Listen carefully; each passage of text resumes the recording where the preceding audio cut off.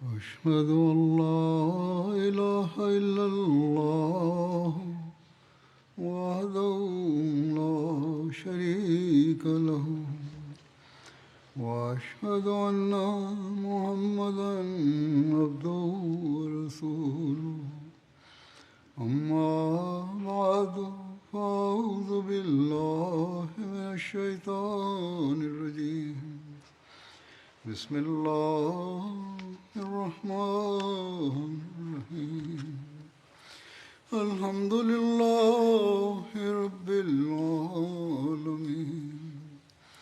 الرحمن الرحيم مالك يوم الدين إياك نعبد وإياك نستعين اهدنا الصراط المستقيم صراط الذين أنعمت عليهم غير المغضوب عليهم ولا الضالين.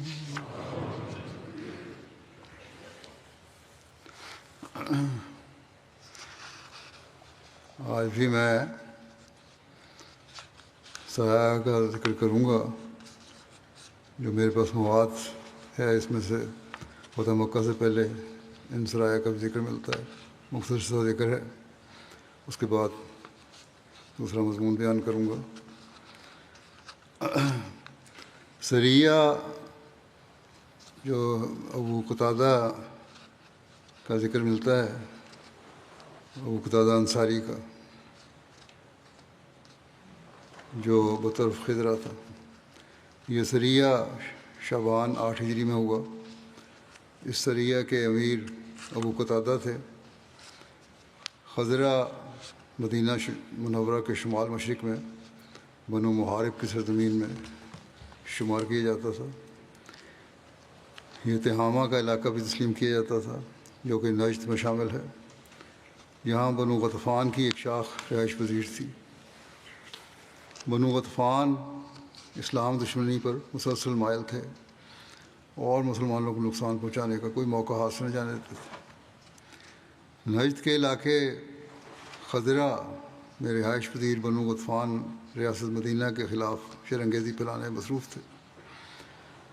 حضرت عبداللہ بن ابی حضرت اسلمی سے روایت ہے کہ میں نے حضرت سراقہ بن حارثہ کی بیٹی سے شادی کی. یہ بدر کی جنگ میں شہید ہو گئے تھے. مجھے دنیا سے جو بھی حاصل ہوا ان کی چیزوں میں، وہ مجھے اس کے مرتبے سے زیادہ محبوب نہیں تھا. میں نے اس کا مہر 200 درہم قرار دیا اور میرے پاس کچھ بھی نہیں تھا جو میں اسے دیتا. میں نے کہا اس مہر کی ادائیگی اللہ اور اس کا رسول ہی کروائیں گے. میں نبی کریم صلی اللہ علیہ وسلم کے پاس آیا اور آپ صلی اللہ علیہ وسلم سے اس بارے میں بات کی. آپ صلی اللہ علیہ وسلم نے فرمایا تم نے کتنا مہر مقرر کیا ہے؟ میں نے کہا 200 درہم. اے اللہ کے رسول، اس کے مہر میں میری مدد فرمائیے. آپ صلی اللہ علیہ وسلم نے فرمایا ابھی تو میرے پاس کوئی چیز نہیں ہے جس سے میں تمہاری مدد کروں، لیکن میرا ارادہ ہے کہ میں ابو قتادہ کو کچھ آدمیوں کے ساتھ ایک سریہ میں بھیجوں گا. کیا تم اس میں نکلنا چاہتے ہو؟ مجھے امید ہے کہ اللہ تعالیٰ تمہیں تمہاری بیوی کا مہر بطور غنیمت عطا فرما دے گا. میں نے کہا ٹھیک ہے. پھر ہم نکلے اور ہم کل 16 آدمی تھے. حضرت ابو قتادہ ہمارے امیر تھے. آپ صلی اللہ علیہ وسلم نے ہمیں نجد کی جانب قبیلہ غطفان کی طرف بھیجا اور آپ صلی اللہ علیہ وسلم نے فرمایا رات کو چلنا اور دن کو چھپ جانا اور اچانک حملہ کرنا اور عورتوں اور بچوں کو قتل نہ کرنا. پھر ہم نکلے یہاں تک کہ غطفان کی ایک جانب پہنچ گئے. جب اندھیرا چھا گیا تو ابو قتادہ نے ہمیں خطبہ دیا اور ہمیں اللہ تعالیٰ سے ڈرنے کی وصیت کی اور 2 آدمیوں کی جوڑیاں بنا دیں اور کہا کہ ہر آدمی اپنے ساتھی سے جدا نہ ہو یہاں تک کہ وہ شہید کر دیا جائے یا اس کی مجھے خبر دے. اور کوئی ایسا آدمی میرے پاس نہ آئے کہ میں اس سے سوال کروں تو وہ کہے مجھے دوسرے کا علم نہیں ہے۔ بالکل ساتھ ساتھ رہنا ہے۔ اور جب میں تکبیر کہوں تم بھی تکبیر کہو، اور جب میں حملہ کروں تم بھی حملہ کرو، اور تعاقب کرنے میں دور تک نہ جانا، زیادہ تعاقب نہیں کرنا۔ اگر دشمن دوڑ جاتا ہے تو جانے دینا اس کو۔ چنانچہ ہم نے وہاں پر موجود لوگوں کا محاصرہ کر لیا۔ حضرت ابو قتادہ نے اپنی تلوار نیام سے نکالی اور تکبیر کہی، اور ہم نے بھی اپنی تلواروں کو نیاموں سے نکال لیا اور آپ کے ساتھ تکبیر کہی۔ چنانچہ ہم نے وہاں پر موجود لوگوں پر حملہ کیا۔ اچانک کہتے ہیں میں نے دیکھا کہ اس میں سے ایک دراز کا آدمی ننگی تلوار سونتے آہستہ آہستہ چل رہا تھا اور کہہ رہا تھا، اے مسلمان آؤ جنت کی طرف۔ میں اس کے پیچھے چل پڑا۔ کافر تھا وہ، طنزیہ انداز میں کہہ رہا تھا کہ جنت چاہیے نا تمہیں، تو آؤ جنت کی طرف۔ وہ جنت جنت کہہ کر ہمارا مذاق اڑا رہا تھا۔ میں جان گیا کہ وہ مڑ کر آئے گا۔ میں اس کے پیچھے نکل پڑا۔ میرا ساتھی کہنے لگا دور مت جانا، ہمارے امیر نے ہمیں ڈھونڈنے کے لیے نکلنے سے منع کیا۔ بہرحال کہتے ہیں میں نے اسے پا لیا اور اس کی ننگی کمر کی طرف تیر پھینک دیا۔ اس نے پھر کہا، اے مسلمان جنت کے قریب ہو۔ پھر طنزیہ انداز میں کہا۔ میں نے دوبارہ اس کی طرف تیر پھینکا اور اسے قتل کر دیا۔ میں نے اس کی تلوار لے لی۔ میرا دوست مجھے پکار رہا تھا کہ تم کہاں چلے گئے تھے؟ اللہ کی قسم میں ابو قتادہ کی طرف گیا۔ انہوں نے مجھ سے تمہارے متعلق پوچھا تو میں نے انہیں بتا دیا۔ میں نے کہا کیا امیر نے میرے بارے میں پوچھا؟ اس نے کہا ہاں، اور وہ مجھ پر اور تم پر غصہ ہو رہے تھے۔ اس نے مجھے بتایا کہ مسلمانوں نے اموال غنیمت جمع کر لیے ہیں اور ان کے سرکردہ لوگوں کو قتل کر دیا۔ چنانچہ میں حضرت ابو قتادہ کے پاس آیا تو آپ نے مجھے ملامت کی۔ میں نے کہا میں نے ایک آدمی کو قتل کیا جس کا معاملہ یوں تھا، اور وہ ایسے ایسے کہہ رہا تھا۔ پھر ہم نے جانوروں کو ہانکا اور عورتوں کو تلوار کر لیا۔ ہماری تلواریں پالان کے ساتھ لٹکی ہوئی تھیں۔ صبح ہوئی تو میرے اونٹ سے قطرے بہہ رہے تھے۔ ایک عورت نے جو ہرن کی طرح بار بار پیچھے دیکھ رہی تھی اور رو رہی تھی۔ میں نے پوچھا کیا دیکھ رہی ہو؟ اس نے کہا اللہ کی قسم میں ایک شخص کو دیکھ رہی ہوں، اگر وہ زندہ ہوتا تو ہمیں تم سے بچا لیتا۔ میرے دل میں یہ بات آئی کہ وہ شاید وہی ہے جسے میں نے قتل کر دیا، اور یہ اس کی تلوار ہے جو پالان کے ساتھ لٹکی ہوئی ہے۔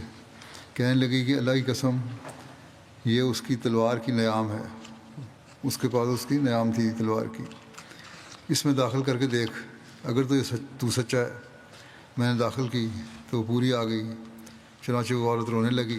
پھر ہم نبی کریم صلی اللہ علیہ وسلم کی خدمت میں اونٹ اور بکریاں لے کر آئے۔ ایک روایت کے مطابق صحابہ اس مہم میں 15 راتیں باہر رہے اور 200 اونٹ، 1000 بکریاں اور بہت سے قیدی لائے۔ خمس الگ کیا گیا اور ہر ایک کے حصے میں 12 اونٹ آئے۔ ایک اونٹ کو 10 بکریوں کے برابر قرار دیا گیا۔ جبکہ ایک دوسری روایت کے مطابق اس سریہ میں 200 اونٹ، 2000 بکریاں اور بہت سے قیدی غنیمت میں حاصل ہوئے۔ پھر ایک ذکر سریہ حضرت ابو قتادہ بطرف وادی اعظم کا ہے۔ یہ رمضان 8 ہجری جنوری 630 عیسوی میں ہوا۔ اعظم مدینہ سے 36 میل کے فاصلے پر مشرق کی طرف نجد کے علاقے میں ایک وادی ہے جہاں غطفان کی ایک شاخ بنو اشجع آباد تھے۔ اس سریے کا سبب یہ ہے کہ جب رسول اللہ صلی اللہ علیہ وسلم نے فتح مکہ کے لیے مکہ کی طرف جانے کا ارادہ فرمایا تو آپ صلی اللہ علیہ وسلم نے حضرت ابو قتادہ کو وادی اعظم کی طرف روانہ فرمایا جو مدینے سے مشرق کی طرف ہے، جبکہ مکہ جنوبی جانب ہے، تاکہ لوگ یہ سمجھیں کہ حضرت صلی اللہ علیہ وسلم کی روانگی مکے کی طرف نہیں بلکہ اعظم کی جانب ہوگی۔ ایک روایت کے مطابق اس سریے کے قائد حضرت عبداللہ ابن ابی حضرت تھے۔ حضرت ابو قتادہ کے ساتھ 8 صحابہ تھے، جن میں سے ایک حضرت محلم بن جسامہ الیسی بھی تھے۔ حضرت عبداللہ بن ابی حضرت بیان کرتے ہیں کہ جب ہم وادی اعظم پہنچے تو وہاں عامر بن ازبت اشجعی ہمارے پاس سے گزرا۔ اس نے ان کے پاس آ کر انہیں اسلامی طریق کے مطابق سلام کیا۔ اس شخص نے اس پر مسلمانوں نے اس پر ہاتھ اٹھانے سے گریز کیا، کیونکہ اسلام کیا اسلامی طریقے سے، اس لیے تعلیم تو یہی ہے، منع ہو گیا۔ مگر حضرت محلم کا اس شخص کے ساتھ پہلے سے کوئی جھگڑا تھا، اس لیے انہوں نے عامر بن ازبت پر حملہ کر کے اسے قتل کر دیا، اور انہوں نے اس کا سامان اور اونٹ اپنے قبضے میں لے لیا۔ اس کے علاوہ کسی جتھے سے صحابہ کا سامنا نہ ہوا، چونکہ انہیں صرف مشرکین کی توجہ بٹانے کے لیے بھیجا گیا تھا، اس لیے صحابہ وہاں سے واپس ہو لیے۔ اسی دوران میں انہیں خبر ملی کہ رسول اللہ صلی اللہ علیہ وسلم مکے کے لیے روانہ ہو گئے ہیں، لہذا یہ بھی اسی طرف مڑ گئے، یہاں تک کہ راستے میں حضرت صلی اللہ علیہ وسلم سے جا ملے۔ جب یہ رسول اللہ صلی اللہ علیہ وسلم کے پاس آئے تو اس قتل کا جو قتل کیا تھا انہوں نے، اس کا سارا واقعہ آپ کو بتایا۔ لکھا ہے اس تاریخ کی کتاب میں کہ یہ آیت نازل ہوئی کہ یا ایھا الذین آمنوا اذا ضربتم فی سبیل اللہ وتبینوا ولا تقولوا لمن القى الیکم السلام لست مؤمنا تبتغون عرض الحیاۃ الدنیا وعند اللہ مغانم کثیرہ کذالک کنتم من قبل فمن اللہ علیکم وتبینوا ان اللہ کان بما تعملون خبیرا۔ یعنی اے وہ لوگو جو ایمان لائے ہو، جب تم اللہ کی راہ میں سفر کر رہے ہو تو اچھی طرح چھان بین کر لیا کرو، اور جو تم پر سلام بھیجے اس سے یہ نہ کہا کرو کہ تو مومن نہیں ہے، تم دنیاوی زندگی کے اموال چاہتے ہو تو اللہ کے پاس غنیمت کے کثیر سامان ہیں، اس سے پہلے تم اسی طرح ہوا کرتے تھے، پھر اللہ نے تم پر فضل کیا، بس خوب چھان بین کر لیا کرو، یقین اس سے جو تم کرتے ہو وہ تو باخبر ہے۔ یعنی اس میں منع کیا گیا ہے جو سلام کرے اس کو سے کوئی تعرض نہیں کرنا، اس کو کوئی سختی نہیں کرنی، اس کو قتل نہیں کرنا یا سزا نہیں دینی۔ یہ غزوہ جیسے کہ بیان ہوا ہے 8 ہجری میں ہوا ہے، لیکن یہ آیت جو ہے یہ سورہ نساء کی ہے، اور روایت کی سیرت ابن کثیر میں لکھی ہے، اور سورہ نساء کے بارے میں زیادہ اتفاق یہی ہے کہ یہ ہجرت کے 3 اور 5ویں سال کے درمیان نازل ہوئی تھی۔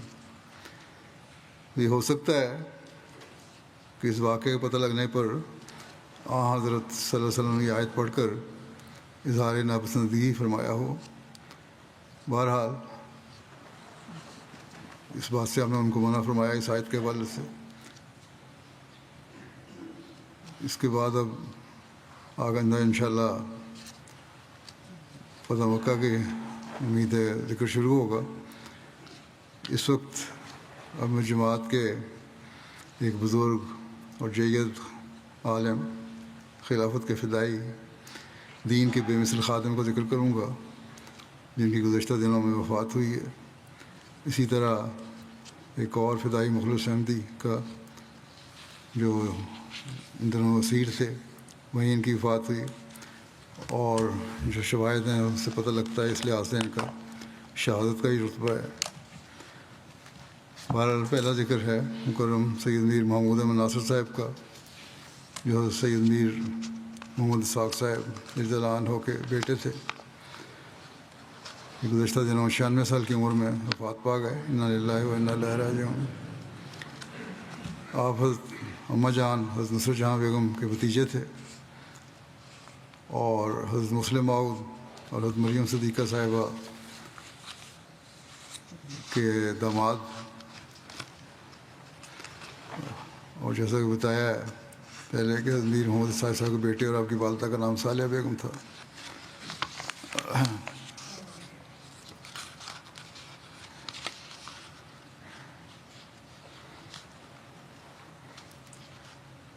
آپ حضرت میر ناصر نواز صاحب کے پوتے تھے، ان کی والدہ کا نام بھی سالیہ تھا، جو پیر منظور محمد صاحب کی بیٹی تھیں، جو صوفی احمد جان صاحب لدھیانوی کے صاحبزادے تھے۔ سید محمود احمد صاحب ابتدائی تعلیم انہوں نے قادیان سے حاصل کی، پھر پنجاب یونیورسٹی سے BA کیا۔ مارچ 1944 میں اپنے والد حضرت سید میر محمد اسحاق صاحب کی وفات والے دن زندگی وقف کی۔ ان کے بیٹے عزیزہ محمد احمد نے مجھے لکھا ہے کہ 17 مارچ کو یہ بڑا آمید کا دن کہا کرتے تھے، تو انہوں نے ان سے پوچھا کہ آپ کے نزدیک یہ آمید کا دن کیوں ہے؟ تو انہوں نے کہا کہ اس دن میری والد کی وفات ہوئی تھی، میرے والد کی، اور حضرت مسلم موعود رضی اللہ عنہ نے اس جو سارا دن ہمارے گھر میں گزارا تھا، بلکہ نمازیں وہیں پڑھائی تھیں، اور ایک مختصر تقریر وہاں کی حضرت مسلم موعود نے، جس میں میر صاحب کی دینی خدمات اور ان کی وقف کی روح اور علمیت وغیرہ کا ذکر کیا۔ کہتے ہیں میر صاحب یہ سن کر، میر محمود احمد صاحب کہتے ہیں کہ میں کھڑا ہوا اور وہیں کہا حضرت خلیفہ ثانی کو کہ حضور میں وقف کرتا ہوں۔ اس پر حضرت مسلم موعود رضی اللہ عنہ کی بڑی جذباتی کیفیت ہو گئی، آپ نے اس کو بڑا سراہا۔ اس وقت سید میر محمود احمد صاحب کی عمر 14 سال تھی، اور پھر اس وعدے کو ایسا نبھایا کہ اس کی مثالیں کم ملتی ہیں۔ جماعتی خدمات یوں ہیں، 1954 تا 1957 آپ یہاں انگلستان میں تھے، آپ نے بطور مبلغ کام کیا، اور اسی دوران SOS SOAS oriental School of Oriental and African Studies میں حضرت مسلم موعود کے ارشاد پر تعلیم بھی حاصل کی۔ حضرت خلیفۃ المسیح رابع رحمہ اللہ تعالیٰ کے ساتھ ہی اکٹھے دونوں پڑھتے تھے۔ کچھ عرصہ لندن مشن کے سیکرٹری کے فرائض بھی سر انجام دیے۔ 1957 سے 1959 تک وکالت دیوان میں بطور ریزرو مبلغ رہے۔ پھر 1960 میں جامعہ میں بطور استاد مقرر ہوئے۔ 1978 تک یہ فرائض انجام دیے۔ 78 سے 82 تک امریکہ میں مبلغ رہے۔ 82 سے 86 تک اسپین میں خدمت کی توفیق ملی۔ 86 سے 89 تک بطور وکیل تصنیف کام کیا۔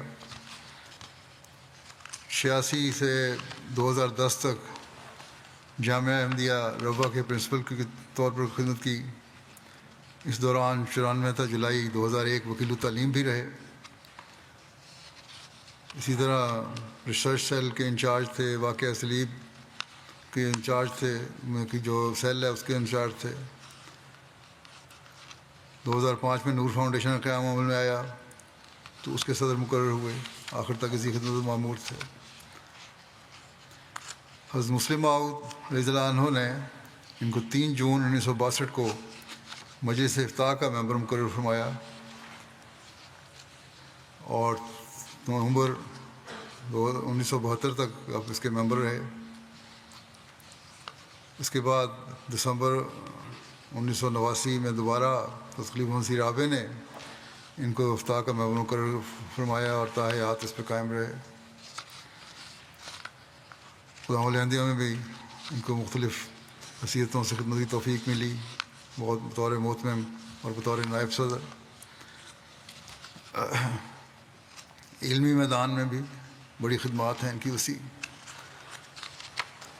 قرآن کریم جو حضرت خلیفہ مسیح رابع کا ہے، اس کی تیاری میں بھی ترجمہ جو ہے انہوں نے کافی معاونت کی، جس کا حضرت خلیفہ مسیح رابع نے بھی ذکر فرمایا ہے اور اظہار تشکر فرمایا ہے۔ اور معاونین جو تھے ربا کے، ان کا ذکر کرتے ہوئے، جن میں صوفی بشارت الرحمان صاحب، مولانا ابوالمنیر نور الحق صاحب، سید عبداللہ صاحب، مولانا دوست محمد صاحب، جمیل الرحمان رفیق صاحب وغیرہ کو خدمت کی ملی۔ اس میں آپ نے یہ بھی فرمایا کہ میر محمود احمد صاحب بھی اس میں شامل تھے، اور اللہ کے فضل سے مسلسل میرے ساتھ شامل رہے یہ لوگ، اور ان کا شکریہ ادا کیا آپ نے۔ سیاہ ستا کا مکمل اردو ترجمہ کرنے کے بعد مسند احمد بن حنبل کا ترجمہ جاری تھا، اسی طرح صحیح مسلم کو شرح بھی جاری تھی، شمائل ترمذی کا ترجمہ بھی کیا انہوں نے، بائبل کے متعلق 20 علمی مقالہ جات تحریر کیے، مختلف اخبارات اور رسائل میں شائع ہوئے، بائبل میں سے استثناء اور اناجیل میں سے 3 کی تفسیر لکھی، اسی طرح کفن مسیح، مرحم عیسیٰ اور حضرت مسیح علیہ السلام کی ہجرت کے متعلق بہت اعلیٰ پائے کی تحقیقی کام کیے۔ ان کی مطبوعہ اور غیر مطبوعہ جو کتب اور مواد ہے اس وقت یہ ہیں: سیرت النبی صلی اللہ علیہ وسلم، کانا خلقہ القرآن، 3 حصے ہیں اس کے، ہمارے پیارے نبی صلی اللہ علیہ وسلم کی پیاری باتیں ایک ہے، اسی طرح ایک چھوٹا سا کتابچہ ہے 365 دن پھر نماز کے بعد روزانہ درس کے انتخاب کے لیے، پھر ایک ہے فلسطین سے کشمیر تک، حضرت مسیح علیہ السلام کی تحریرات کی روح سے سیرت النبی انہوں نے مواد اکٹھا کیا، غیر مطبوعہ ہے، صحیح بخاری سے انتخاب کیا بعض عناوین کا، تربیت عناوین ہے۔ اسی طرح جب ایک پوپ نے اگر سوال کیا تھا پرانے پوپ نے، اس کا بھی انہوں نے رد کیا۔ مسجد بشارت اسپین کے سنگ بنیاد کے موقع پر جس بنیادی پتھر پر خلیفہ مسیح ثالث نے دعا کروائی تھی، وہ پتھر بھی حضرت محترم میر صاحب نے اٹھایا ہوا تھا۔ اسی طرح مسجد بشارت اسپین کے افتتاح کے موقع پر بھی ان کو اور ان کی اہلیہ کو خدمت کا موقع ملا، جس کا خلیفہ مسیح رابع نے اپنے ذکر بھی فرمایا تھا۔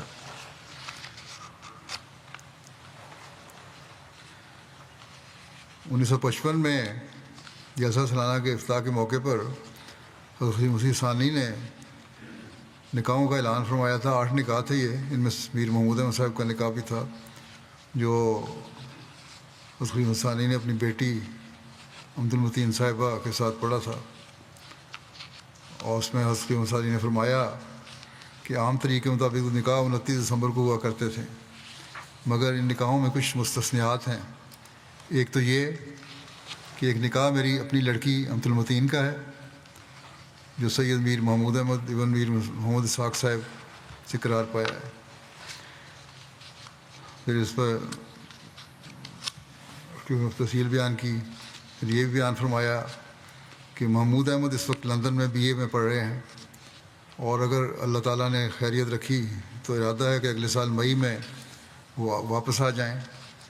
میں اپنے تینوں بچوں کو، آپ نے تینوں بچوں کا ذکر کیا، کو محمود احمد کو جو داماد ہے ان کے نام لیے پھر آپ نے خلیفہ ثانی نے میر محمود احمد کو، کہ محمود احمد کو جو داماد ہے اور داؤد احمد کو جو داماد ہے، سید میر داؤد احمد صاحب کا ذکر ہے، اور طاہر احمد کو جو طاہر مرحومہ کا لڑکا ہے خلیفہ مسیح رابع کا ذکر کیا۔ وہاں چھوڑ آیا ہوں تاکہ وہ تعلیم پائیں اور آئندہ سلسلے کی خدمت کریں۔ ان کو تاکید ہے کہ انگریزی میں لیاقت حاصل کریں۔ پھر آپ نے فرمایا کہ اگر انگریزی تعلیم اچھی طرح حاصل ہو جائے تو چونکہ یہ تینوں مولوی فاضل ہیں اور عربی تعلیم بھی ان کی نہایت اعلیٰ ہے، اگر انگریزی تعلیم بھی اعلیٰ ہو گئی تو قرآن شریف کا ترجمہ اور حضرت صاحب کی کتابیں یا حضرت مسیح علیہ السلام کی کتابوں کا ترجمہ انگریزی میں کر کے وہ سلسلے کی اشاعت میں مددگار ہو سکتے ہیں۔ فرمایا کہ ریویو آف ریلیجنز میں بھی اس بات کا محتاج ہے کہ اس کا کوئی اچھا اور لائق ایڈیٹر ہو۔ اس غرض کے لیے میں اپنے بچوں کو وہاں چھوڑ آیا ہوں۔ گو اس بیماری اور کمزوری میں اتنے اخراجات برداشت کرنا کہ 3 بیٹے وہاں پڑھیں، 2 داماد اور 1 بیٹا، مشکل ہے، مگر میں نے سمجھا کہ جماعت کی مشکل میری مشکل سے بڑی ہے۔ حضرت مسلم موعود رضی اللہ عنہ کو ہمیشہ یہ خیال رہتا ہے کہ جماعت کی خاطر ہر قربانی کرنی ہے، اس کے لیے ہر قسم کی قربانی کی، اپنا مال، وقت، اپنے بچوں کو قربان کیا۔ حضرت خلیفہ مسیح ثالث نے 1982 میں ان کے سب سے بڑے بیٹے کا نکاح پڑھایا، اس میں سید میر محمود احمد صاحب کا ذکر، حضرت میر محمد اسحاق صاحب کے اولاد کے ذکر کے ضمن میں کیا۔ اس میں آپ نے فرمایا اللہ تعالیٰ نے ان کی دعاؤں کو سنا، یعنی حضرت میر محمد اسحاق صاحب کی دعاؤں کو سنا، اور اپنے ساتھ ان کے پیار کو دیکھ کر، یعنی حضرت میر محمد اسحاق صاحب کے پیار کو دیکھ کر اللہ تعالیٰ نے ان کے تینوں بچوں کو وقف کرنے کی توفیق عطا کی۔ تینوں کی طبیعت ایک دوسرے سے مختلف ہے، جیسا کہ ہر انسان دوسرے سے ایک دوسرے سے مختلف ہوتا ہے، لیکن اس چیز میں جہاں تک میں نے غور کیا، یہ وصال فرماتے ہیں کہ جہاں تک میں نے غور کیا، تینوں میں ایک ہی چیز پائی جاتی تھی، یعنی جو کچھ خدا نے دیا، جتنا دے دیا، اس پر انسان کو راضی رہنا ہی نہیں بلکہ خوش رہنا چاہیے۔ صرف راضی نہیں رہنا بلکہ خوشی سے راضی رہنا۔ فرمایا کہ سید میر داؤد احمد صاحب اپنے رنگ کے تھے، لیکن یہ چیز ان میں پائی جاتی تھی۔ میر مسعود احمد آج کل کافی عرصے سے ڈنمارک میں تبلیغ کا کام کر رہے ہیں، وہ اپنے رنگ کے ہیں، لیکن یہ چیز ان میں بھی پائی جاتی ہے۔ اور ان کے چھوٹے بھائی میر محمود احمد، جن کے بچے کا نکاح کا میں اعلان کروں گا، وہ اپنے رنگ کے واقف زندگی ہیں، لیکن یہ چیز ان میں کامن ہے ساروں میں، کہ خوشی سے رہنا، اور جو جماعت دے اس کو قبول کرنا، اور کسی قسم کا مطالبہ نہ کرنا۔ فرماتے ہیں کہ ان کے باپ کا یہ ورثہ پوری نسل میں آگے چلا ہے۔ خدا تعالیٰ نے حضرت مامو جان رضی اللہ عنہ کی اولاد پر، یعنی میر اسحاق صاحب کی اولاد پر بڑا فضل کیا ہے۔ اس واسطے جماعت کے لیے جو یہ نمونہ بھی قائم ہوا، اور جماعت کے سامنے یہ ہر حالت میں ہنستے اور بشاش چہرے بھی آئے، جو ہر وقت خدا تعالیٰ کے شکر گزار بندے بنتے ہوئے، اس کی حمد کے ترانے گاتے ہوئے اپنی زندگی کے دن گزارنے والے ہیں۔ پھر آپ نے آگے دعا دی کہ دعا کریں کہ اگلی نسل بھی ان چیزوں کو حاصل کرنے والی ہو۔ شعر و شاعری سے بھی شغف تھا آپ کو؟ حضرت مسیح علیہ السلام کے شعر اور کلام محمود کے شعر تو یاد تھے ہی، اس کے علاوہ خود بھی نظمیں بعض کہتے تھے۔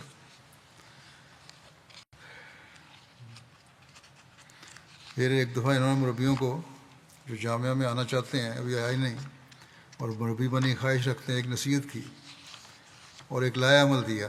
وہ بڑا اچھا لایا عمل ہے، مربیوں کو سامنے رکھنا چاہیے، بلکہ ہر شخص کو جو جامعہ میں آنا چاہتا ہے اور جو آ چکا ہے ان کو بھی۔ پہلا بات یہ لکھی کہ روزانہ صبح 3 بجے اٹھ کر وضو کر کے، پاکستان کے وقت کے مطابق تو وہی وقت بنتا ہے تہجد کا، کہ تہجد ادا کریں۔ روزانہ 5 وقت نماز با جماعت مسجد میں جا کر ادا کریں، اور وہاں ربا میں رہنے والوں کو نصیحت کی کہ مسجد مبارک میں کم از کم ایک نماز ادا کریں۔ پھر روزانہ خدا تعالیٰ کی رضا کے لیے، رسول کریم صلی اللہ علیہ وسلم کی محبت کے لیے، حضرت مسیح علیہ السلام کی محبت کے لیے، خلافت کی محبت کے لیے دعا مانگیں۔ پھر 5ویں بات یہ ہے کہ تسبیح، درود شریف، استغفار کو اپنا شعار بنائیں۔ 6ٹھی بات یہ ہے کہ حضرت صاحب یا خلیفہ وقت کی خدمت میں محبت اور عقیدت کے جذبات کے ساتھ دعا کی درخواست کرتے ہوئے خط لکھا کریں۔ 7ویں بات یہ کہ اپنے موجودہ فرائض اور ذمہ داریاں آسان طریق پر ادا کریں۔ 8ویں بات یہ ہے کہ اپنے والدین کی خدمت کریں، اور اگر وہ دور ہیں تو انہیں دعاؤں میں یاد رکھیں۔ 9ویں بات یہ قرآن شریف کا ترجمہ لفظی اور محاورہ سیکھنے کی کوشش کریں۔ 10ویں بات یہ کہ روحانی خزائن کا کم از کم 3 دفعہ مطالعہ کریں۔ 11 یہ کہ روزانہ الفضل اور ایک عام اخبار پڑھیں۔ روزانہ الفضل اور ایک عام اخبار پڑھیں۔ روزانہ خدمت خلق کا ایک کام کم از کم ضرور کریں۔ ان کے بیٹے سید غلام محمد فروخ لکھتے ہیں ان کے بارے میں کہ چند باتیں پیش کرتا ہوں کہ ابا کو اللہ تعالیٰ سے جو محبت تھی، اس کا اظہار نمازوں اور ذکر الہی سے ہوتا تھا۔ ان کی نمازوں کو تو میں نے بھی دیکھا ہے مسجد میں، ایک طرف کونے میں لگے جس خوشبو سے پڑھا کرتے تھے۔ جو گھر میں نمازیں وہ تو ہوتی ہیں ان کو ہم نہیں جانتے، لیکن باہر بھی ان کی ایک عجیب کیفیت ہوتی تھی نماز کے وقت۔ ایک ایسا فطری اور بے تکلف تعلق تھا جس کا لوگوں کے سامنے اظہار نہیں سمجھتے تھے، لیکن پھر بھی بعض دفعہ اظہار ہو جاتا ہے، لوگ خود ہی نوٹ کر لیتے ہیں۔ مثال کے طور پر انہوں نے لکھا ہے کہ میں ابا کی نوٹ بک دیکھتا ہوں، اس پر ہر روز اللہ لکھا ہوا نظر آتا۔ غور کیا تو معلوم ہوا کہ جب بھی اپنے قلم میں روشنائی بھرتے سیاہی تو پہلا لفظ اللہ لکھتے ہیں، اور اس طرح بعض اوراق یا ڈائریوں پر کئی کئی لائنوں میں صرف اللہ لکھا ہوا تھا۔ آخری سالوں میں اپنے کمرے میں ایک فقرہ لکھا تھا، اے میرے اللہ تی آمو۔ تو میں نے پوچھا اس کا مطلب کیا ہے؟ کہتے ہیں اٹالین زبان کا لفظ ہے تی آمو کہ آئی لو یو، اللہ تعالیٰ کو لکھا ہے انہوں نے۔ حمد باری تعالیٰ پہ ان کی ایک نظم بھی ہے جس میں یہ شعر ہے کہ مجھ کو حاصل رہے، مجھ کو دائم ملے تیرا دیدار بھی، تیری گفتار بھی۔ بیماری کے دنوں میں ان کو ایک دفعہ بیڈنس کا آپریشن ہوا تو السلام علیکم کی آواز آئی، صحت یاب ہو گئے۔ ان کی عبادت اور نمازوں کا فلسفہ بھی تعلق باللہ سے ہی وابستہ تھا، ان کو دو کو الگ نہیں کیا جا سکتا۔ کئی مرتبہ نماز تہجد میں اپنی دعا کا طریق بتایا کہ پہلے حمد باری اور تعلق باللہ کے لیے دعائیں کرتا ہوں۔ ایک دن کہتے ہیں مجھے بتایا کہ میں روزانہ تہجد میں اپنے چچا جان یعنی حضرت ڈاکٹر سید میر محمد اسماعیل صاحب رضی اللہ عنہ کی نظم کے اشعار پڑھتا ہوں جو چچا جان نے بعنوان تم لکھی تھی۔ اس کا پہلا شعر یہ ہے کہ علاج درد دل تم ہو، ہمارے دل ربا تم ہو، تمہارا مدعا ہم ہیں، ہمارا مدعا تم ہو۔ نماز تہجد میں دعا کا طریق بھی بتایا جو اختصار سے پیش کرتا ہوں۔ کہتے ہیں لڑکے بیٹے ان کے کہ حمد باری اور درود شریف کے بعد حضرت مسیح موعود اور آپ کی آل اور خلفاء حضرت مسیح موعود اور ان کی آل پر، حضرت مسلم موعود اور آپ کی آل پر الگ سے، پھر اپنے دادا حضرت میر ناصر نواب صاحب سے شروع کرتے تھے اور درجہ بدرجہ نیچے آتے جاتے تھے۔ اپنی اولاد میں سب سے پہلے اپنی بیٹی کے لیے، پھر بیٹوں کے لیے۔ حقوق العباد کی ادائیگی کا اصل ذریعہ دعا کو ہی سمجھتے تھے۔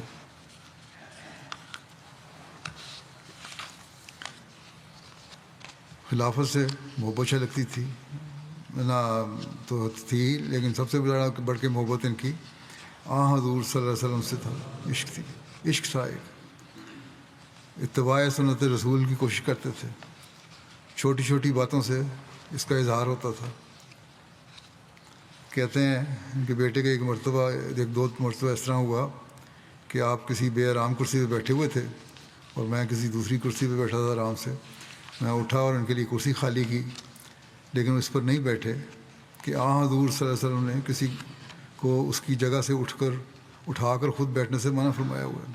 بے شک بیٹے ہو تم میرے، لیکن یہ حضرت صلی اللہ علیہ وسلم کی سنت کے خلاف ہے کہ دوسرے کی کرسی بیٹھنے کی جگہ پہ قبضہ کیا جائے، اس لیے میں نہیں بیٹھوں گا۔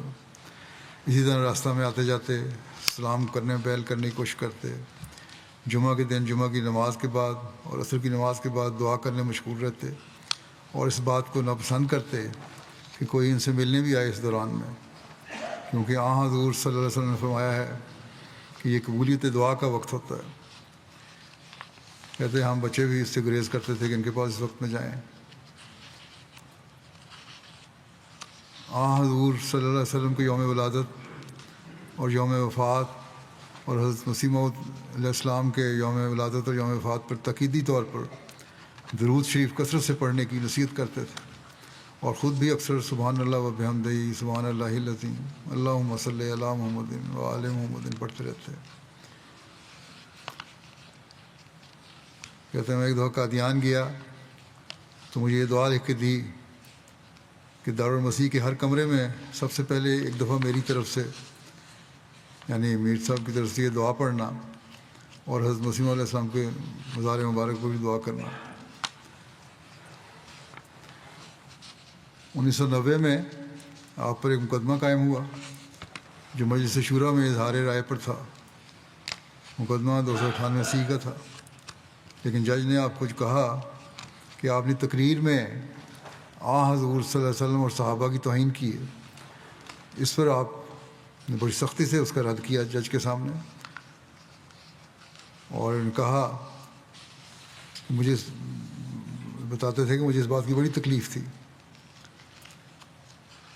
جج نے آپ کو کہا کہ میر محمود احمد نے بحث کے دوران نبی کریم صلی اللہ علیہ وسلم اور صحابہ کے متعلق توہین آمیز الفاظ استعمال کیے ہیں۔ اس پر میر محمود احمد صاحب نے کہا کہ یہ مجھ پر الزام ہے، یہ سراسر جھوٹ ہے، جھوٹ ہے، جھوٹ ہے۔ میں نبی کریم صلی اللہ علیہ وسلم اور صحابہ کی دل سے تعظیم کرتا ہوں اور ان کی رسالت پر پختہ ایمان رکھتا ہوں۔ پھر کہا کہ میں سید ہوں اور ان کی آل سے ہوں، اور جھوٹ بولنے والے پر لعنت بھیجتا ہوں۔ یہ جج کے سامنے بڑی ضرورت سے بیان دیا انہوں نے۔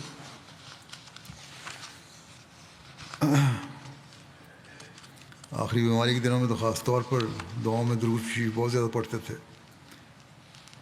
اور یہ الفاظ بڑے دہراتے تھے کہ میں محمد مصطفیٰ صلی اللہ علیہ وسلم کا غلام ہوں۔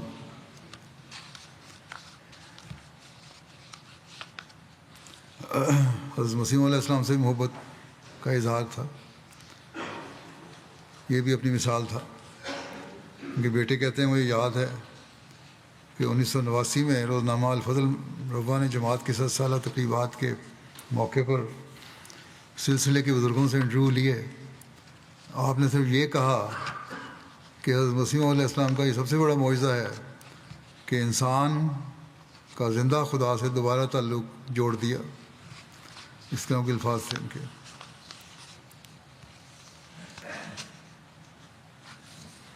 قادیان بھی بیماری کے دنوں بعض ہوتی تھی، نہیں جا سکتے تھے، تیاری ہوتی تھی، پروگرام کینسل ہوتے تھے، لیکن آخر وقت میں ایک محبت تھی قادیان سے، حضرت مسیح علیہ السلام کے مزار پہ حاضری کی کا ایک شوق تھا، جس سے پھر تکلیف اٹھا کے چلے جایا کرتے تھے۔ مطالعہ کے بارے میں لکھا ہے قرآن کریم، بخاری، روحانی خزائن کا مطالعہ آپ کی روزانہ زندگی کا معمول تھا، اور ہمیں بھی اس کی تلقین کرتے تھے۔ جو لوگ ملنے آتے ان کو بھی مطالعے کی تلقین کرتے۔ 1990 میں جو مقدمہ ہوا، ایک رات چنیوٹ کے حوالات میں بھی رہے۔ کہتے ہیں میں ملنے گیا تو انہوں نے کہا مجھے بالٹی اور مگ اور براہین احمدیہ لا دو۔ تو میاں خورشید احمد صاحب ساتھ تھے، انہوں نے کہا کہ اتنی تنگ حوالات میں، اتنی گرمی میں اتنی مشکل کتاب تم کتنا پڑھو گے؟ انہوں نے کہا تھا کوئی نہیں، میرے لیے مشکل نہیں، پہلے بھی 5 دفعہ پڑھ چکا ہوں اس کو۔ بہرحال وہاں چھوٹی سی جگہ، گرمی کے دن بڑی تکلیف میں انہوں نے گزارا ایک دن بھی، کیونکہ طبیعت نفیس تھی، نفاست تھی طبیعت میں، اس لیے ان کے لحاظ سے یہ بہت بڑی تنگی تھی۔ لیکن اس موقع پر بھی حضرت مسیح علیہ السلام کی کتاب پڑھنے کی فکر تھی۔ دینی علوم جن میں اسلام کے علاوہ یہودیت، عیسائیت وغیرہ کا بھی مطالعہ تھا، اس پہ بہت دسترس تھی۔ موازنہ مذاہب میں آپ کو خاص مہارت تھی۔ روایتی فقہ سے نالاں تھے۔ ہمیشہ اس بات کی نصیحت کرتے تھے کہ قرآن کریم، سنت رسول، صحیح احادیث اور حضرت مسیح علیہ السلام اور آپ کے خلفاء کے علم کلام سے رہنمائی حاصل کرو۔ دنیاوی علوم، خاص طور پر سائنسی علوم کا مطالعہ، تاریخ کا مطالعہ، اور اسی طرح تفریح کے لیے ہائکنگ کے علوم پر بھی کتابیں کثرت سے پڑھتے تھے۔ انگریزی شعراء کے کلام اور اسی طرح اردو شعراء کے کلام کو بھی پڑھا ہوا تھا، اور بہت سے شعراء کے شعر یاد تھے۔ اپنے آئی پیڈ پر شعراء کے کلام کو سنتے بھی تھے۔ زبانیں سیکھنے کا ملکہ تھا۔ اردو، عربی، انگریزی کے علاوہ اسپینش، اٹالین اور عبرانی پر خاصا عبور ہو گیا تھا۔ اٹالین کے پروگرام تو ٹی وی اور آئی پیڈ پر باقاعدگی سے دیکھتے تھے۔ اس کے لیے وجہ یہ تھی کہ آپ کو حضرت مسلم موعود رضی اللہ عنہ نے کسی زمانے میں اٹالین زبان سیکھنے کا کہا تھا، اور اس بات کا اظہار فرمایا تھا کہ حضور ان کو اٹلی بھیجیں گے۔ یہ کہا کرتے تھے کہ انہوں نے یہ کہا تھا کہ سیکھو زبان، میں سیکھ رہا ہوں، اس کو منسوخ تو نہیں کیا تھا اس حکم کو، اور آج تک یہ جاری ہو میرے لیے، تو اس لیے میں جاری رکھوں گا۔ مالی قربانی میں خاص جوش سے کرتے تھے۔ پھر اسی طرح جو بھی ان کے حصے میں ورثے میں جائیداد آئی، اس کی فوری طور پر حصہ جائیداد ادا کیا۔ مبشر ایاز صاحب جو آج کل پرنسپل ہیں جامعہ کے، لکھتے ہیں کہ میر صاحب نے ایک نہایت معصومانہ اور پاک باز زندگی بسر کی۔ انتہائی نفیس لیکن عاجز و منکسر المزاج، قناعت و توکل کے ایک اعلیٰ مثال بن کر رہے۔ علم و عرفان کا ایک سمندر تھے، بہت بڑے عالم تھے۔ باتیں سب ٹھیک ہیں، مفسر بھی تھے، محدث بھی تھے۔ جماعت احمدیہ کی تاریخ کے یہ پہلے خوش نصیب عالم ہیں جنہیں قرآن کریم کا ترجمہ کرنے کے ساتھ ساتھ پوری سیاست کا اردو ترجمہ کرنے کی توفیق ملی۔ میر صاحب کی زندگی عبادت تھی اس بات سے کہ کام کام اور بس کام۔ چھٹی کا لفظ میر صاحب کی زندگی کی لغت میں نہ تھا۔ میر صاحب بلا شبہ خلافت نما وجود تھے جنہوں نے خلافت کی اطاعت اور خلافت سے محبت کر کے ہمیں دکھایا اور سمجھایا، اپنے عمل سے دکھایا کہ خلافت کا احترام اس کو کہتے ہیں۔ ایک دفعہ بیمار تھے، سائیکل پہ وقت پہ جایا کرتے تھے، 7:20 پہ جامعہ لگتا تھا، 7:20 پہ پہنچ جاتے تھے۔ 2-3 دفعہ سائیکل سے بھی گرے، طبیعت خراب تھی۔ ان کو میں نے کہا کہ آپ 10 بجے تک انتظار کیا کریں، 10 بجے جایا کریں جامعہ، اور اس کو بھی انہوں نے حکم سمجھا اور پھر 10 بجے ہی دفتر جاتے تھے۔ بلکہ ایک دن موشر صاحب نے یہ بھی لکھا کہ باہر آ کے 10 بجے سے پہلے برآمدے میں ٹہل رہے تھے، تو میں نے تھوڑی دیر ان کا انتظار کیا، پھر ان سے جا کے پوچھا کہ آپ باہر کیوں ٹہل رہے ہیں، اندر نہیں آتے؟ انہوں نے کہا ابھی 10 نہیں بجے اور مجھے یہ حکم ہے خلیفہ وقت کا کہ 10 بجے دفتر جانا ہے، اس لیے میں 10 بجے دفتر جاؤں گا۔ ایک مثالی اطاعت تھی ان کی، ایک ماڈل تھے وہ لوگوں کے لیے، افسروں کے لیے بھی، ماتحتوں کے لیے بھی۔ تنویر ناصر صاحب ہیں ربی قادیان میں، کہتے ہیں کہ ایک یاد جو مجھے ہمیشہ ان کی رہتی ہے ہمیشہ دل میں میرے، وہ یہ ہے کہ ایک دن قادیان میں مسجد مبارک میں بیٹھا ہوا تھا تو میر صاحب مسجد کی پہلی صف میں ٹہل رہے تھے۔ مجھے ان کا یہ ٹہلنا اور زیر لب دعائیں کرنا بڑا اچھا معلوم ہوا اور بڑا لطف اٹھا رہا تھا میں۔ تو کچھ دیر کے بعد مجھے ہمت ہوئی، میں نے آگے بڑھ کے عرض کیا کہ آپ مسجد کی پہلی صف میں ٹہل رہے ہیں، اس کی وجہ کیا ہے؟ انہوں نے بتایا کہ میں نے حضرت مسلم موعود رضی اللہ عنہ کو اس جگہ ٹہلتے ہوئے دیکھا تھا اور میں بھی انہی کے خطوط اور نقش پر ٹہل رہا ہوں۔ عجیب محبت تھی حضرت مسلم موعود سے۔ تو فیروز عالم صاحب لکھتے ہیں کہ میرے زمانہ جامعہ غالب کے دوسرے یا تیسرے سال پرنسپل بن کے یہ آئے، ہماری خوش نصیبی ہے۔ انہوں نے تعلیم سے کہیں زیادہ اپنی مثالی شخصیت کے ذریعے عالم و عامل ہونے کے لحاظ سے ہماری تربیت کی۔ میں ان کے دروس وغیرہ جہاں تک ممکن تھا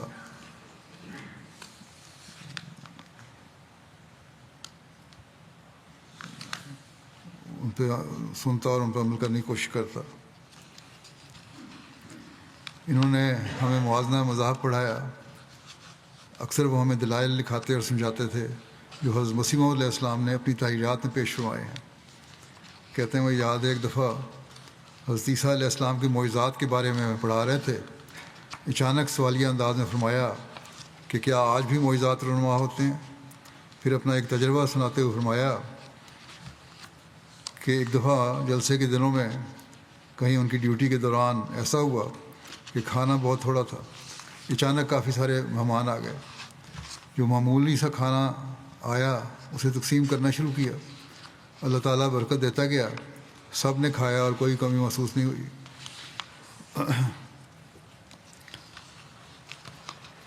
ان کے پوتے عزیز حاشر احمد مربی ہیں، وہ لکھتے ہیں کہ اللہ تعالیٰ سے بڑی محبت تھی، ایک عجیب اثر چھوڑا تھا اللہ تعالیٰ کی محبت کا ہر ایک کے دل میں، بڑوں میں چھوٹوں میں۔ تہجد میں باقاعدہ تھے، نمازوں میں باقاعدہ تھے۔ اب یہ مربی بن گئے، ان کو بھی چاہیے کہ اپنے دادا کے نقش قدم پر چلنے کی کوشش کریں۔ قرآن کریم سے محبت ایسی تھی کہ ایسا عشق کبھی نہیں دیکھا۔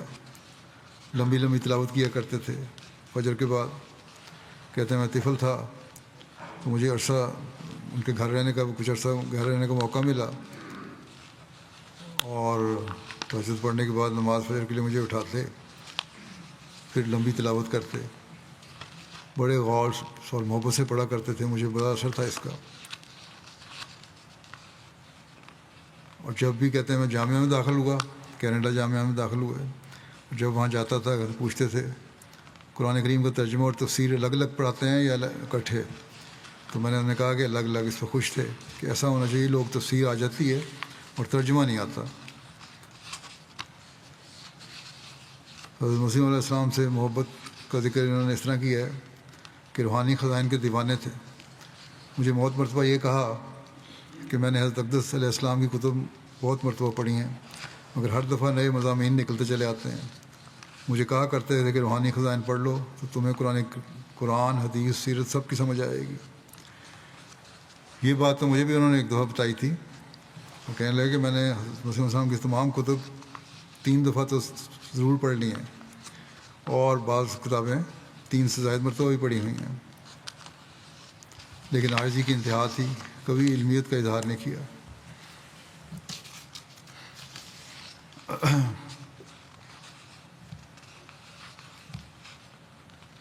ایک دفعہ خطبہ کہتے ہیں سن رہے تھے، ایک دفعہ گھر میں بجلی بند ہو گئی، ربوں میں بجلی اکثر بند ہو جاتی ہے پاکستان میں۔ ٹی وی بند ہو گیا، تو ٹی وی بند ہو گیا، میں چھوٹا تھا، میں اٹھ کے جانے لگا، تو انہوں نے کہا بیٹھو، تمہیں کیا پتہ کس وقت بجلی آ جائے اور پلے وقت کا خطبہ دوبارہ شروع ہو جائے اور تم اتنے الفاظ مس کر دو۔ یہ برداشت نہیں تھا کہ بیٹھو اور دعائیں پڑھتے رہو، جانے کی اجازت نہیں ہے، اس میں بھی بڑی برکت ہوتی ہے۔ ایک دفعہ کوئی فنکشن تھا اس کا جہاں میرا خطاب ہونا تھا، وہ ان کو اطلاع نہیں ملی، سن نہیں سکے، ایم ٹی اے لگایا تو اس وقت ختم ہو چکا تھا۔ کسی خاتون کا اس نے آئی پیڈ پہ لگانے کی کوشش کی تو اس میں اور زبان میں آ رہا تھا، لیکن وہ بھی سنتے رہے۔ پھر جب میں آیا تو میں نے ان کو اردو میں لگا کے دیا، تو بڑے خوش تھے اور بڑا شکر گزاری تھی ان کے کہ تم نے میری بہت مدد کی ہے اور میرے پہ احسان کیا۔ بچوں سے بھی شکر گزاری کے اظہار کرتے تھے۔ عامر سفیر صاحب ایڈیٹر بیورو ریلیجن ہیں، کہتے ہیں میں نے بھی اطاعت خلافت کا عجیب غیر معمولی نمونہ میں دیکھا ہے۔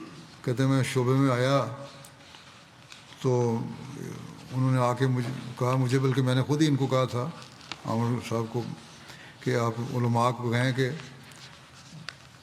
مضمون لکھا کریں ریویو کے لیے، اور میں نے نام بتایا تھا چند علماء کے، ان میں نے میر محمود احمد صاحب کو بھی بتایا تھا۔ تو کہتے ہیں اس وقت میں نے پتہ کیا وہ پاکستان میں تھے، تو وقت کے اس وقت سو نہیں رہے ہوں گے، رات کا 10-11 بجے کا وقت تھا۔ تو ان کے رشتہ داروں نے کہا کہ نہیں، کہتے میں نے فون کیا، ان کی اہلیہ نے فون اٹھایا، تو میں نے ان سے کہا کہ اس طرح بات کرنی ہے، ان کا وہ اب تو سو رہے ہیں، لیکن اس دوران میں میر صاحب نے بھی کی آنکھ کھل گئی، انہوں نے فون کی گھنٹی سے آواز سنی یا باتوں سے آنکھ کھل گئی،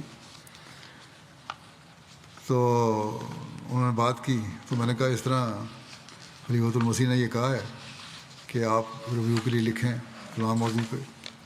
کہتے اس وقت تو مجھے سمجھ نہیں آ رہی، صبح میں بتاؤں گا۔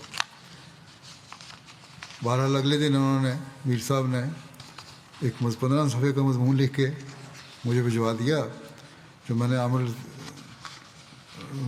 سفیر کو بھیجا کہ یہ مضمون کی طرف سے آیا ہے، اور میر صاحب نے لکھا تھا کہ رات کو ایک لڑکے کا فون آیا تھا جس نے یہ بات کی تھی خلیفۃ المسیح کا یہ ارشاد ہے کہ تم یہ مضمون لکھو، تو میں نے یہ لکھ دیا ہے، پہلی قسط بھیج رہا ہوں 15 صفحے کی، اور بائندہ بھیجتا رہوں گا۔ تو اس حد تک وہ اطاعت کرنے والے تھے۔ وقت کی اطاعت میں نے پہلے بتا دیا کہ دفتر میں اندر نہیں آئے کہ 10 بجیں گے تو اندر آؤں گا۔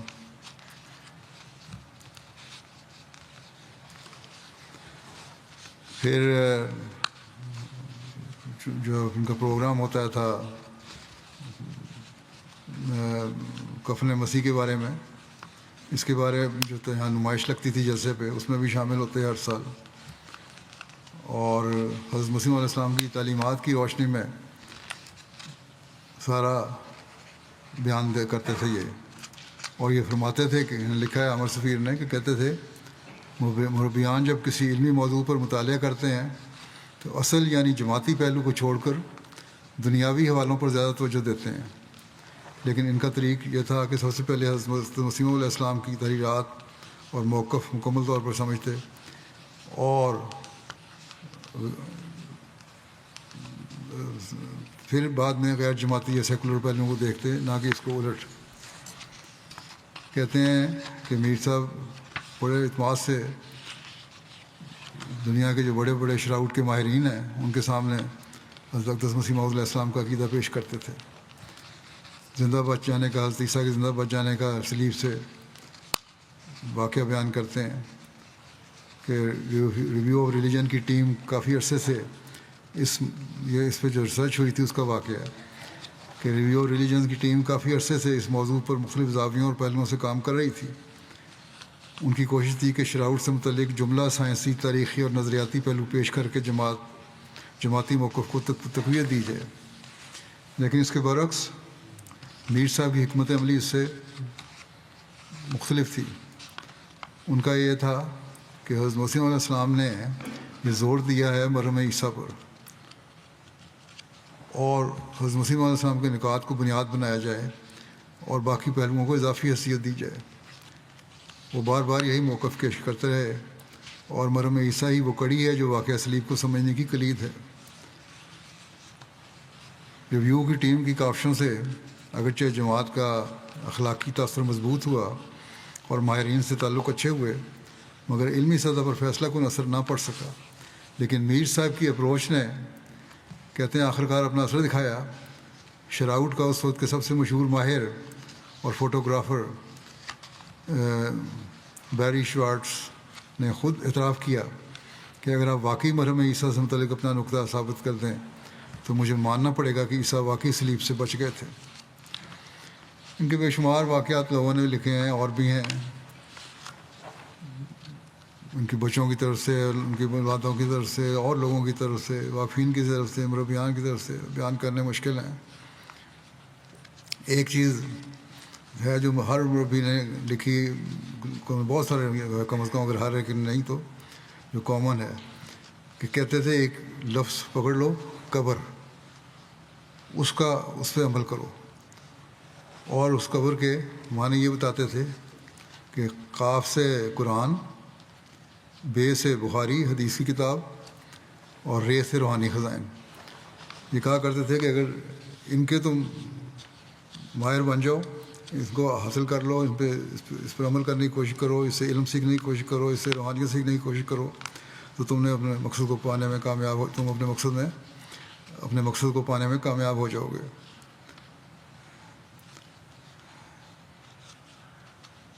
ویسے بھی قبر کا خود لفظ بھی ایسا ہے کہ اگر انسان کو یاد رہے تو خدا تعالیٰ یاد رہتا ہے، اور جب خدا تعالیٰ یاد رہے تو پھر انسان تقویٰ پر چلنے کی کوشش بھی کرتا ہے.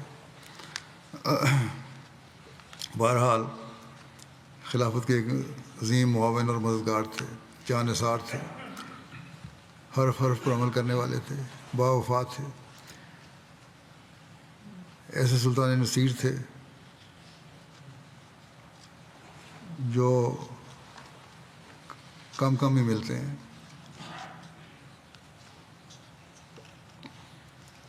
عالم و عمل تھے. مجھے کم از کم ان جیسی کوئی مثال ابھی نظر نہیں آتی. اللہ تعالیٰ کرے کہ اللہ کے خزانے میں تو کوئی کمی نہیں ہے، اللہ کرے کہ ایسی مثالیں اور بھی پیدا ہو جائیں، اور ایسے باوفا اور مخلص اور تقویٰ پہ چلنے والے مددگار اللہ تعالیٰ خلافت احمدیہ کو عطا فرماتا رہے، اور ان کے اولاد کو بھی ان کے باپ کی دعاؤں کا حساب دار بنائے، اور ان کے عمل پر، ان کی نصیحتوں پر چلنے کی کوشش، ان کی توفیق عطا فرمائے. دوسرا ذکر، جیسا کہ میں نے کہا، ہے مکرم ایک احمدی کا جو گزشتہ دنوں میں سیری میں وفات جن کی ہوئی، ڈاکٹر طاہر محمود صاحب، کراچی کے تھے، ابن غلام رسول صاحب، انا للہ و انا الیہ راجعون. وقت وفات ان کی عمر 17 سال تھی. تفصیلات کے مطابق مرحوم طاہر محمود صاحب صدر حلقہ ملیر کالونی کراچی دیگر دو احباب اعجاز حسین صاحب اور ایاز حسین صاحب کے ساتھ ملیر کالونی کراچی میں اپنی مسجد کی طرز تعمیر اور وہاں نماز جمعہ کی ادائیگی کو جواز بنا کر پولیس نے ان کے خلاف چارج کیا اور گرفتاری عمل میں آئی، اور پہلے قبل گرفتاری ضمانت کروائی گئی تھی، لیکن بعد میں ان کی ضمانت منسوخ ہو گئی اور ان کو گرفتار کر لیا گیا۔ اس دوران میں جو ضمانت کے لیے عدالت میں تھے، مخالفین کے ہجوم نے اور مخالف وکلاء نے ان پر حملہ کیا، ان کو تشدد کا نشانہ بنایا، خطرناک نتائج کی دھمکیاں دیں، بلکہ یہاں تک کہ پولیس کے ایک اہلکار نے ہجوم کو کہا کہ ان کو گولی مار دو، اور پولیس اسٹیشن میں بھی ان پر تشدد کیا گیا۔ حضرت عبدالمسیح علیہ السلام اور خلفاء کے خلاف بدزبانی کرنے پر مجبور کیا گیا، لیکن یہ ڈٹے رہے، استقامت دکھائی۔ اس کے بعد ان کو جوڈیشل کر کے جیل میں منتقل کیا گیا۔ جیل میں یہ 2 ماہ رہے، اور وفات سے چند دن قبل ان کے گردوں میں انفیکشن کی وجہ سے جیل میں طبیعت خراب ہوئی، پھر ان کو وہاں سے ہسپتال بھیجا گیا، لیکن چند دنوں بعد یہ وفات پا گئے۔ انا للہ و انا الیہ راجعون۔ وفات کے وقت بھی ہسپتال میں بھی ان پہ ہتھکڑیاں لگائی ہوئی تھیں، ان کے ہاتھوں میں ہتھکڑیاں لگی ہوئی تھیں، اور یہ جن کی وفات ہے یہ تشدد کی وجہ سے بھی ہو سکتا ہے، ان کو اندرونی چوٹیں بھی آئی ہوں، سب یہ ہو سکتا ہے یہی بنی ہو، اس لحاظ سے اسیری کی صورتیں برداشت کیں، مار کھائی، عدالت کے سامنے مار کھائی، اور یہ وجوہات ساری، یہ شواہد ایسے ہیں کہ اس لحاظ سے ان کو شہادت کا مقام بھی ملتا ہے، اور یہ شہیدوں کے زمرے میں بھی آئیں گے۔ نظام وصیت میں شامل تھے، اور بطور صدر، سیکرٹری دعوت اللہ اور بہت ساری دوسری ذیلی تنظیموں اور خدمات کا بھی موقع ملا ان کو۔ ان کے تایا حکیم احمد دین صاحب کے ذریعے ان کے خاندان میں احمدیت آئی تھی، جنہوں نے حضرت مولوی امام الدین صاحب حضرت مسیح علیہ السلام کے توسط سے 1920 کی دہائی میں خلافت ثانیہ کی دور میں بیعت کر کے احمدیت میں شمولیت اختیار کی تھی۔ اس کے بعد ان کے والد نے بھی احمدیت قبول کی۔ غریبوں کی پردہ پوشی کرتے ہوئے مالی مدد کرتے تھے، کئی غریب بچیوں کی شادی کروائی، جیل میں بھی قیدی ساتھیوں کی مدد کرتے رہے۔ دوران ملاقات جب یہ جیل میں تھے، ان سے جب پوچھا جاتا کہ جیل میں کوئی تکلیف تو نہیں، تو کہتے کہ تکلیف کیسی، میں تو یہاں دین کی خاطر آیا ہوں، مجھے تو موقع مل رہا ہے تبلیغ کرنے کا۔ اس وقت بھی بے خوف اور نڈر ہو کے تبلیغ کرتے رہے۔ طاہر محمود صاحب کے خلاف 17 جنوری 88 کو police station Malir colony Karachi میں ایک مقدمہ درج ہوا تھا، اور مقدمہ یہ تھا کہ ایک مدعی نے کہا تھا کہ میرے چھوٹے بھائی کی بیعت کروائی ہے انہوں نے۔ اس وقت بھی یہ اسیر رہے تھے، یہ دوسری دفعہ اسیری کا شرف ملا تھا ان کو، اور مخالفت کا سامنا بھی ان کو کرنا پڑا۔ 3 دفعہ ان پر حملے بھی ہوئے، لیکن اپنا معاملہ خدا کے سپرد کر دیا، اور انہوں نے خواب میں دیکھا تھا کہ ایک حملہ آور اللہ تعالیٰ کی گرفت میں آ گیا ہے۔ اس کے بعد وہ شخص جو دشمنی کرنے والا تھا وہ قتل ہو گیا اپنے کسی جھگڑے میں، اور اس صورتحال سے دوسرے جو 2 تھے انہوں نے مرحوم کے گھر آ کے اپنے فعل پر معافی مانگی، اور انہوں نے فوراً معاف کر دیا، کوئی مقدمہ نہیں کیا۔ مرحوم کی اہلیہ بیان کرتی ہیں کہ ہمارے ساتھ ان کا رویہ مثالی تھا، جماعت کے لیے وقف تھے، رات کو واپس آتے، اور میں نے کبھی ان سے کوئی شکوہ نہیں کیا، روکا نہیں، کیونکہ مجھے دلی اطمینان تھا کہ مرحوم خامد کے اس فعل کی وجہ سے اللہ تعالیٰ غیب سے ہمارا کام کر رہا ہے۔ ان کے بچوں میں سے ایک واقعی زندگی مربی سلسلہ بھی ہیں۔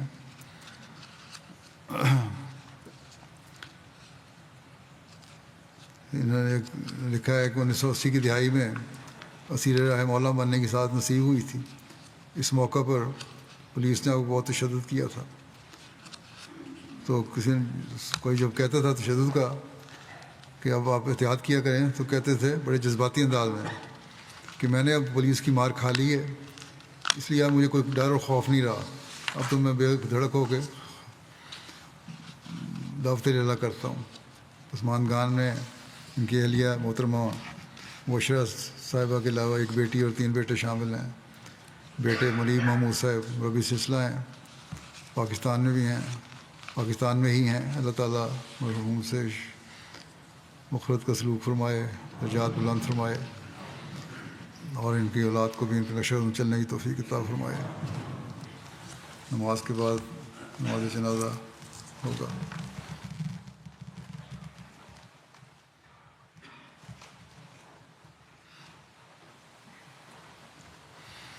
الحمد للہ